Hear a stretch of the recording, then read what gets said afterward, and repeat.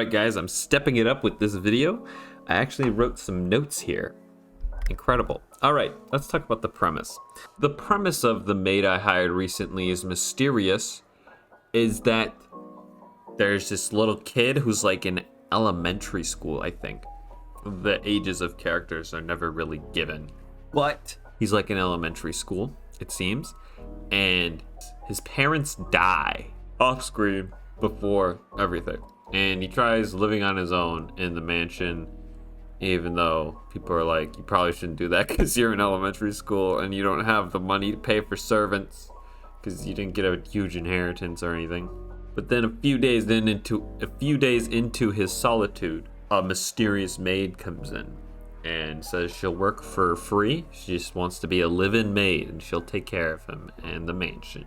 Because he doesn't know how to take care of himself. He's like, sheesh. I mean, all right.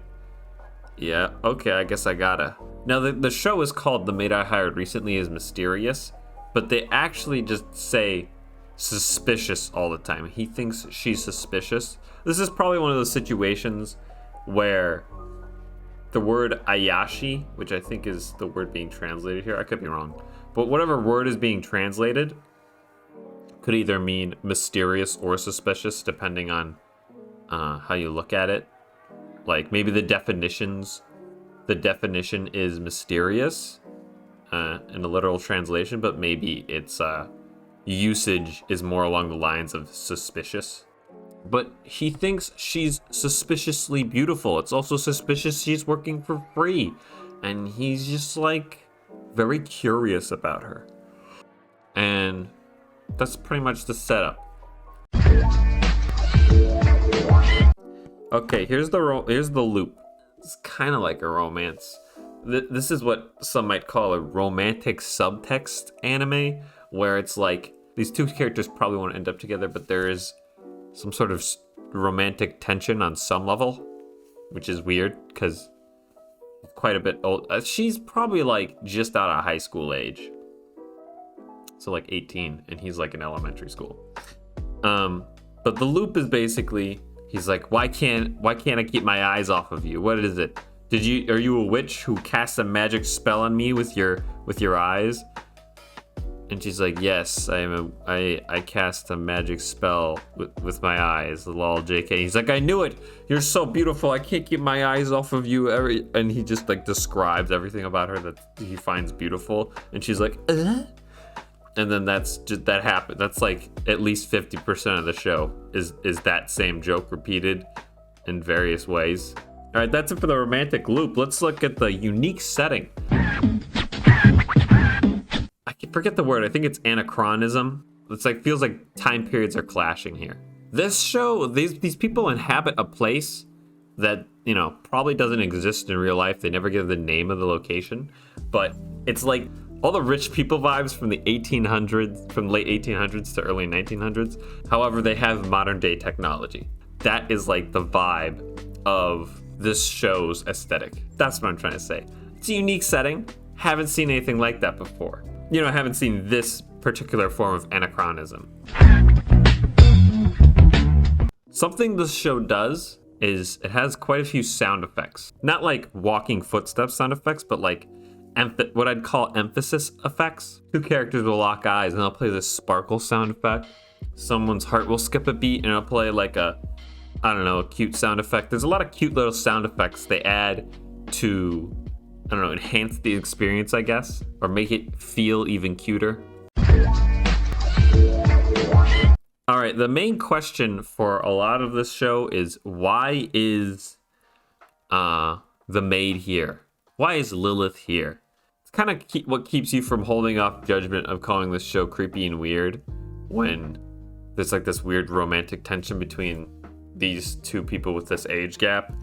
And if she was just like, you knew she was just some random person, you'd probably think that was weird. But since you don't know her backstory, it kind of keeps you along. This show sometimes will have weird animation speeds. I remember particularly one scene where the main guy, Yuuri, was like walking through a hallway and you couldn't see his legs move. You just saw like the top half of his torso. And he was going really slowly out, but his footsteps sounded a lot faster. That was weird. And there was another one where they were like throwing balls into a hoop, and the balls like went really slow, but they didn't do like a slow motion effect. They just had it go really slow, which felt weird. Maybe that was on purpose. But I don't know. Visually and animation wise, this is like not peak animation by any means. Lilith is kind of acting like Yuuri's guardian. And then there's another character we sometimes meet. Gojuin Tsukasa is Yuuri's one friend at school. And she's her main butler is Fujisaki. And Fujisaki's kind of a parental figure to Gojuin, even though she has parents still. Which reminded me of like that movie The Help, where it's just like, these rich people and they're letting other people raise their kids, which is kind of weird to me, I guess. It's a weird thing to me. That's all I can think. Why would you let someone else raise your kids? I guess you're busy, but then how much of them is really you if you didn't raise them? There was one episode, I think it was episode 7 or 6. Yuuri tells Lilith, the maid, hey, come to like field day. Come watch me at field day, because you're my only family. She's like, of course. And he's like, dress comfortably. So she wears a tracksuit and like the maid hairnet and the maid apron. And it looked really weird and ridiculous. That's all I have to say about that. Yeah, there's also this lullaby that characters sing at times. Yuuri remembers this lullaby when he was very small. His mother would sing it to him. And at one point, Lilith sings it, and it goes like giga autotune, and it was really out of place and weird. Like, oh, why does she sound like a freaking robot? That doesn't make sense. Really took away from the vibe. Episode 8, Lilith goes to talk to Fujisaki, and Lilith is like, hey, how do I get closer to Yuuri? And Fujisaki's like, you just tell him how you feel. Just tell him about your past and who you are, and he'll understand. And then you can be closer, which is true. If someone knows about your past, you're more likely to be closer. And Yuuri follows Lilith and overhears that conversation, and then gets home before her. When she comes home, he confronts her and is like, hey, do we need to talk about something? But I felt like there was distance between them, and she's already so mysterious. He could have just asked her, do you have a secret you're hiding from me? He didn't need to do the weird trope of following the other person, especially because it's like an elementary school kid. Wouldn't he have been pretty easy to notice? Whatever. Let me just, for the rest of this, let me just describe what my ideal version of this show would be. Listen, the age gap is weird, okay?